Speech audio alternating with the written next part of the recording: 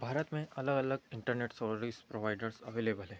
जैसे एयरटेल हो गया, जियो हो गया, बीएसएनएल हो गया, जिनकी सर्विसेज के अलग-अलग रेट्स पे आपको मिलते हैं। वैसे तो एक यूनिफॉर्मिटी है, लेकिन बाहर भी ये अवेलेबल है। जैसे आप अब्रॉड जाते हो तो कई सारे देशों में आपको जियो और एयरटेल भी मिल जाएगा, लेकिन हर जगह ये अवेलेबल हो ऐसा आवश्यक नहीं और ऐसा मुमकिन भी नहीं है, क्योंकि प्रैक्टिकली पॉसिबल भी नहीं है। इसीलिए अपन अलग अलग देशों में अलग अलग कंपनीज वर्क कर रही है। जैसे आप लंदन वगैरह में जाते हो तो आपको वोडाफोन के स्ट्रॉन्ग नेटवर्क देखने को मिलते हैं।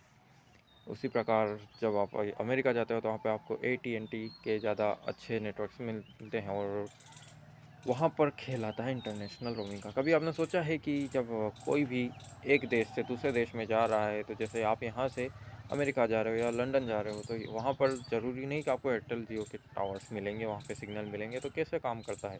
आपके पास तो एयरटेल या जियो की सिम है, लेकिन वहाँ जाके वो कैसे चल पा रही है जबकि उनके टावर ही नहीं है? और यह आवश्यक है किसी भी इंटरनेट सर्विस प्रोवाइडर को अपनी सर्विस प्रोवाइड करने के लिए कि उसके खुद के सिग्नल टावर्स और नेटवर्क अवेलेबल हो। तो यहाँ पर खेल कर जाता है ये टर्म, जो आपने कई बार सुना भी होगा, इंटरनेशनल रोमिंग। कि हाँ, आपने सुना होगा कि इंटरनेशनल रोमिंग हो रही है, इसलिए चार्जेस बहुत ज़्यादा लग रहे हैं। तो आखिर क्या है ये?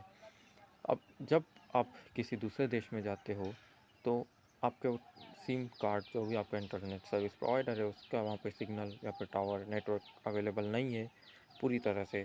तो वो ये क्या करते हैं, एक एग्रीमेंट टाइप होता है या फिर एक सर्विस है जिसे इंटरनेशनल रोमिंग बोलते हैं, जिसके तहत जब ये एक्टिवेट होती है तो आपका जो इंटरनेट सर्विस प्रोवाइडर है वो वहाँ के लोकल जो सर्विस प्रोवाइडर्स हैं, जैसे हम अमेरिका लंदन की बात करें तो वहाँ पर वोडाफोन मौजूद है, तो एयरटेल वाला वोडाफोन से एग्रीमेंट करके उनके टावर्स रेंट पे यूज़ करके आपको इंटरनेट या फिर नेटवर्क सर्विस प्रोवाइड करता है।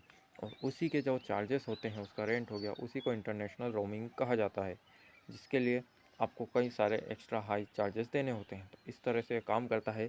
तो इसके दो उपाय होते हैं, या तो आप अपने ही सर्विस प्रोवाइडर, जैसे एयरटेल है आपका, तो उसका इंटरनेशनल रोमिंग एक्टिवेट कर लीजिए, एक्स्ट्रा प्लान ले लीजिए, या फिर आप लंदन जाके वहाँ के वोडाफोन जैसे लोकल कोई भी इंटरनेट सर्विस प्रोवाइडर है, उसकी सिम ले लीजिए, नया सिम कार्ड खरीद के उसे एक्टिवेट करवा के यूज़ कीजिए।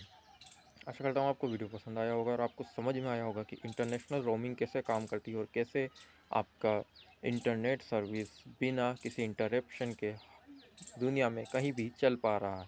धन्यवाद।